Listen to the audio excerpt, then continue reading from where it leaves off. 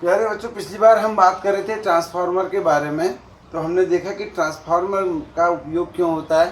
तो मैंने आपको बताया था कि प्रत्यावर्ती धारा को, अगर निम्न वोल्टेज की धारा आ रही है, भले ही धारा अच्छी खासी है लेकिन वोल्टेज उसका डाउन है, तो हम उसका वोल्टेज अप कर सकते हैं। हालांकि ऐसा करने में उसकी धारा कम हो जाती है, यानी कि अगर आप वोल्टेज को अप करते हैं तो धारा कम हो जाएगी। दूसरा ये भी हो सकता है कि आपकी वोल्टेज ज़्यादा वाली धारा आ रही है, तो आप उसकी वोल्टेज को कम करके धारा को बढ़ा सकते हैं। ये तो इस प्रकार का काम जो है हम ट्रांसफार्मर की मदद से कर सकते हैं। परंतु ये जो जिस विद्युत धारा या वोल्टेज की बात हो रही है वो बैटरी वाली नहीं है, वो है हमारी प्रत्यावर्ती धारा, जो कॉइल को घुमाने से, कुंडली को या आर्मेचर को घुमाने से उत्पन्न होती है। ठीक है, तो फिर मैंने आपको एक बात बताई थी कि आदर्श ट्रांसफार्मर खाली वोल्टेज को ऊपर करंट को नीचे, या वोल्टेज को नीचे करंट को ऊपर, ऐसा करता है, लेकिन पावर को बढ़ाता नहीं है। पावर नहीं बढ़ेगी, यानी कि आपकी जो सोर्स से जो पावर आ रही है, मान लिया टिहरी पावर प्रोजेक्ट जो है, वहाँ से जो भी हमारी पावर आ रही है, उसमें ट्रांसफार्मर कोई बढ़ोतरी नहीं करेगा। वो वोल्टेज बढ़ाएगा तो करंट को कम कर देगा। जैसे क्या होता है कि एग्जाम्पल के लिए, अगर हम जो हैं, हमारे पास जो हमारे घरों में, परिवार में जो पिताजी की आय है वो फिक्स है। अगर हमने उसको खाने में ज़्यादा खर्च कर दिया तो निश्चित रूप से पढ़ाई वाले क्षेत्र में हम ज़्यादा खर्च नहीं कर पाएंगे।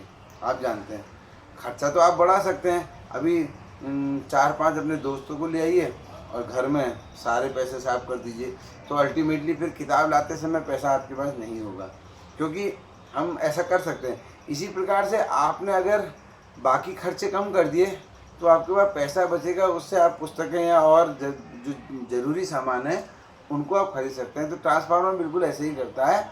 जो पावर आ रही है वो पावर को कुछ चेंज नहीं करता है, बस वोल्टेज को बढ़ा देगा तो करंट को घटा देगा, और वोल्टेज को घटा देगा तो करंट को बढ़ा देगा।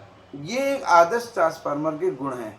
लेकिन प्रैक्टिकली ऐसा होता नहीं है कि जब भी किसी चीज़ को हम कुछ इनपुट देते हैं तो उसको आउटपुट उससे ज़्यादा तो होता ही नहीं, उससे कम होने की संभावना होती है। तो ये जो है प्रैक्टिकल ट्रांसफार्मर में, यानी कि वास्तविक ट्रांसफार्मर की दोस्त, वास्तविक ट्रांसफार्मर के दोस्त।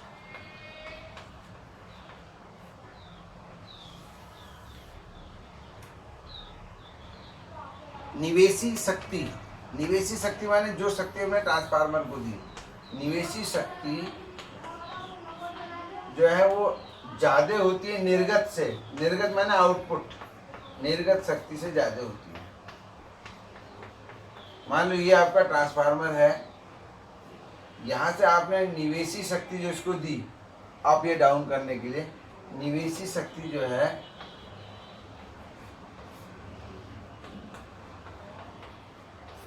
और यहाँ से जो निर्गत शक्ति निकलेगी बच्चों,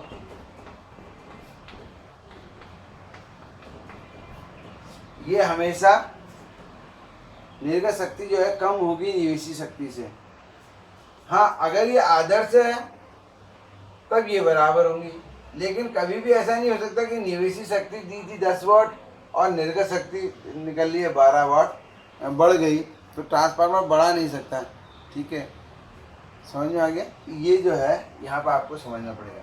अब बात आती है कि निर्गत शक्ति जो आउटपुट है वो निवेशी से कम क्यों होता है। ट्रांसफार्मर में तो कोई जैसे कोई इंजन होता है, मान लिया, या मान लिया आपकी इलेक्ट्रिक आयरन है या मोटर है, इलेक्ट्रिक मोटर है, आपने उसको 100 वाट इलेक्ट्रिसिटी सप्लाई की और जो वर्क उसने बदला वो उसने 80 वाट ही वर्क दिया। 20 वाट कहाँ गया? तो हमने कहा 20 वाट जो है मशीन अपने ऊपर ही खर्च कर देती है, क्योंकि खुद भी तो चल रही है। अगर आपको कोई वर्क दे रही है, आपकी मान लिया आरा मशीन है, आपकी लकड़ियों को काट रही है, तो वो खुद भी तो चल रही है, तो कुछ एनर्जी उसके खुद में ही खर्च हो जाती है। तो ट्रांसफार्मर में ऐसा कुछ है नहीं, चलने वाली कोई चीज़ है नहीं। तो ट्रांसफार्मर में जो निर्गत शक्ति है वो निवेशी शक्ति से कम क्यों होती है, ये हमारे को समझना है, इसका कारण नंबर 1।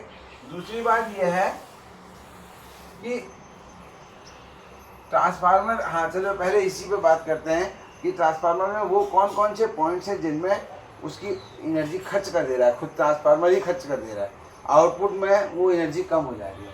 तो ट्रांसफार्मर में निम्नलिखित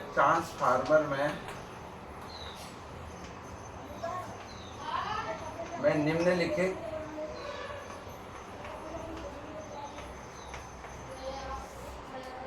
कमियों के कारण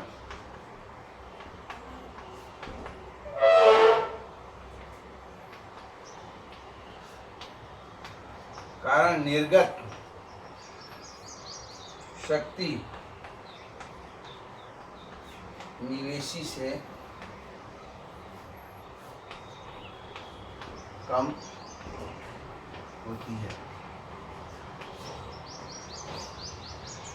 नंबर 1 है कॉपर, तांबे के कारण लॉस, तांबे के कारण हानि, ताम्र हानि, इसको आप ताम्र हानि भी कह सकते हैं, कॉपर लॉस। इसका माने क्या है? देखिए, आपको पता है कि प्राथमिक कुंडली और द्वितीय कुंडली दोनों कॉपर की होती हैं और लोहे की पटलित क्रोट के ऊपर लपेटी जाती हैं। तो तांबे के तार में जब विद्युत चलेगी तो क्योंकि तांबे के तार का अपना एक प्रतिरोध होता है, हालांकि वो कम होता है, but it is not that it is zero. ऐसा नहीं कि वो बिल्कुल जीरो हो, ठीक है। It although it has a very low value but it is not zero, so understand this point. तो जब वो जो तार है उसका प्रतिरोध है कुछ, तो जब धारा बहेगी तो तार में जब धारा बहेगी तो प्रतिरोध के कारण जो है जूल प्रभाव हो जाएगा। और जूल प्रभाव क्या होता है? विद्युत को ऊष्मा में बदल देगा। आप जानते हैं जब किसी तार से धारा बहती है तो गर्म हो जाता है, तो वही हानि जो है ताम्र हानि कहलाती है। तांबे के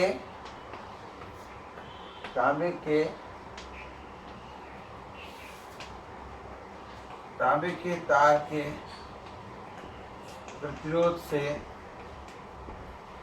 प्रतिरोध के कारण जूल प्रभाव का होना इस हानि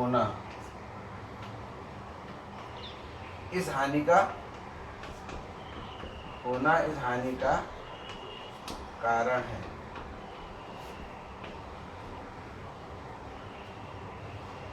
तो ये जो हानि है तांबे के तार के प्रतिरोध के कारण जूल प्रभाव का होना इस हानि का कारण है। चलिए ठीक हो गया। एक हानि तो इसलिए आउटपुट पावर हमेशा इनपुट से कम होगी क्योंकि कुछ अंदर लॉस होगी। दूसरी हानि बच्चों हम बात करते हैं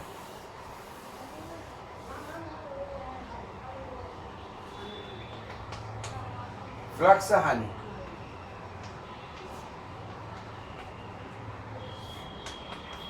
क्योंकि दोनों कुंडलियां जो है वो लोहे के पटलित क्रोट के ऊपर लपेटी जाती हैं और लोहे के पटलित क्रोट के अंदर से फ्लक्स गुजरता है। तो दोनों कुंडलियों से हम आदर्श रूप में यही मानते हैं कि जो फ्लक्स प्राथमिक कुंडली जो फ्लक्स प्रति फेरा प्राथमिक कुंडली से गुजर रहा होगा उतना ही फ्लक्स प्रति फेरा द्वितीय कुंडली से भी गुजरता है। परंतु ऐसा होता नहीं है आदर्श रूप में, कुछ ना कुछ फ्लक्स की हानि हो जाती है। यहाँ पे लिखेंगे प्राथमिक कुंडली प्रति फेरा, प्राथमिक कुंडली प्रति फेरा चुंबकीय फ्लक्स तथा का मान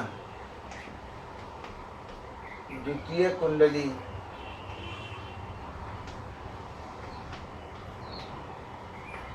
प्रति फेरा फ्लक्स, प्राथमिक कुंडली प्रति फेरा चुंबकीय फ्लक्स का मान द्वितीय कुंडली प्रति फेरा से ज्यादा होता है। क्योंकि कुछ फ्लक्स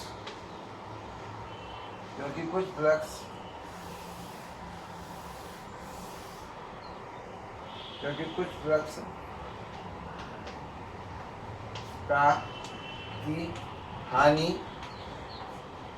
हो जाती है।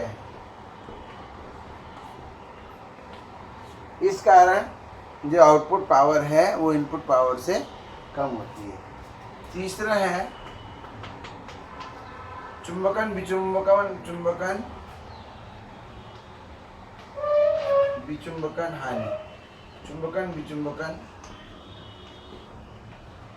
हानि।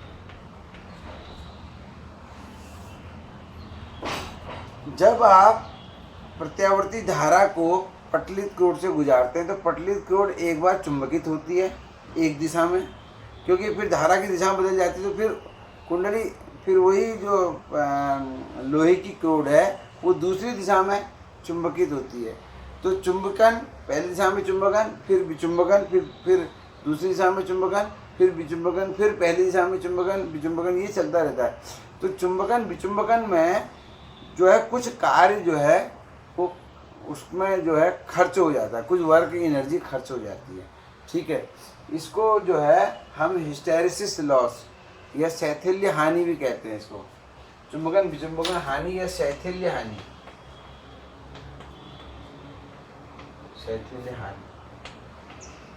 अब इस साल थोड़ा सा ये कोर्स से हटा दिया गया है शैथिल्य जो है, तो मैं कभी आपको फिर बताऊंगा। आप फिलहाल इसको ये समझ लीजिए कि जब किसी पदार्थ को चुंबकीय क्षेत्र में चुंबकित विचुंबकित करते हैं तो उसमें कुछ एनर्जी खर्च हो जाती है, जिसे शैथिल्य हानि कहते हैं। क्योंकि ट्रांसफार्मर जो है वो पटलित क्रोड पर लपेटा गया है लोहे की, और लोहे का इस कारण विचुंबकन चुंबकन होता है। तो लिखते हैं यहाँ पे नर्म लोहे के चुंबकन माने मैग्नेटाइज होना, तथा विचुंबकन फिर से डीमैग्नेटाइज होना में चुंबकन विचुंबकन में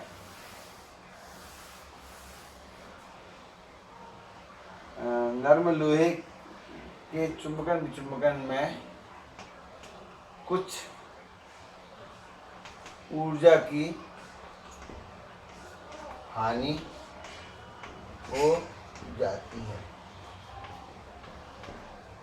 अब है चौथा, इसे हम कहते हैं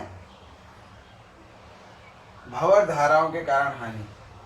भंवर धारा हानि। भंवर धाराएं हमने पढ़ा था। तो जब कोई पदार्थ किसी ऐसी जगह में रखा है जहाँ चुंबकीय क्षेत्र परिवर्तित हो रहा है, तो उस अगर वो मेटल है तो उसके अंदर भंवर बन जाते हैं धाराओं के, और जो है हीट के रूप में ऊर्जा खर्च हो जाती है। तो हालांकि भंवर धाराओं को हमने पटलित क्रोड बना के कम किया है, बट हम उनको टोटली ख़त्म नहीं कर सकते, इसलिए भंवर हानि हो जाएगा। पटलित क्रोड में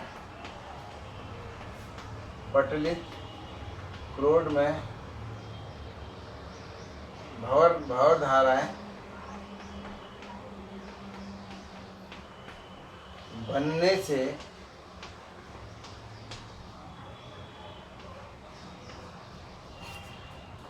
ऊर्जा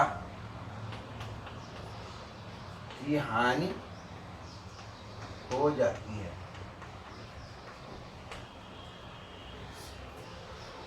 ये बच्चों, ये कुछ जो है मैंने आपको यहाँ पर बताया कि भंवर धाराएं जो है किस प्रकार से हम उसको इन हानियों को अपितु हम कम कर सकते हैं। हम कम करते भी हैं, लेकिन ये सभी हानियाँ हम कम कर सकते हैं, ख़त्म नहीं कर सकते। जैसे चुंबकन विचुंबकन की हानि जो है, जब भी कोई पदार्थ चुंबकित विचुंबकित होगा तो उसमें ऊर्जा खर्च होगी। तो नर्म लोहे का को जो हमने लिया है, नर्म लोहा जो है सबसे कम हानि करता है चुंबकन विचुंबकन में। अगर इसी की जगह में स्टील की क्रोड लेता तो स्टील जो है वो चुंबकन विचुंबकन में ज़्यादा हानि उत्पन्न करता है। नर्म लोहा लिया है। भंवर धाराएं भंवर धाराओं को कम करने के लिए पटली तो वो जो पत्तियाँ एक के ऊपर एक चिपका के हमने बनाई हैं, कम तो की हैं, लेकिन फिर भी थोड़ी बहुत भंवर धाराएँ तो बहेंगी, ठीक है। इसलिए जो है भंवर धाराओं की हानि होती है। कॉपर की कुंडलियाँ बनाई हैं, तो कॉपर की तार का प्रतिरोध कम होता है, लेकिन शून्य तो नहीं होता, तो इसलिए जो ताम्र हानि है वो होगी, भले ही कम होगी, ठीक है।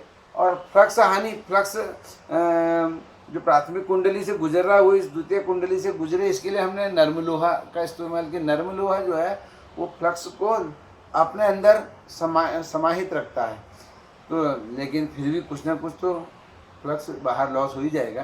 तो ये सभी हानियाँ जो हैं, हालांकि हमने वहाँ पर कम करी हैं, लेकिन टोटली ख़त्म नहीं हो सकती, इसलिए ट्रांसफार्मर में कुछ ना कुछ लॉस होना अवश्यम भावी है।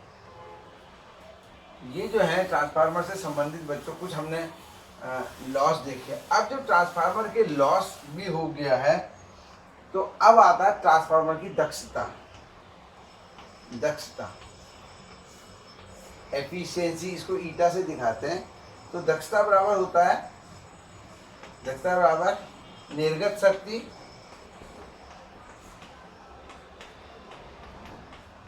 बट्टे निवेशी शक्ति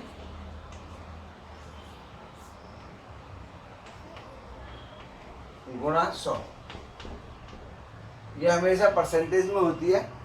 निकल की तरह हमने दिया उसको 100 वाट, लेकिन आउटपुट उसका 80 वाट है, तो 20% जो है उसका लॉस हो गया।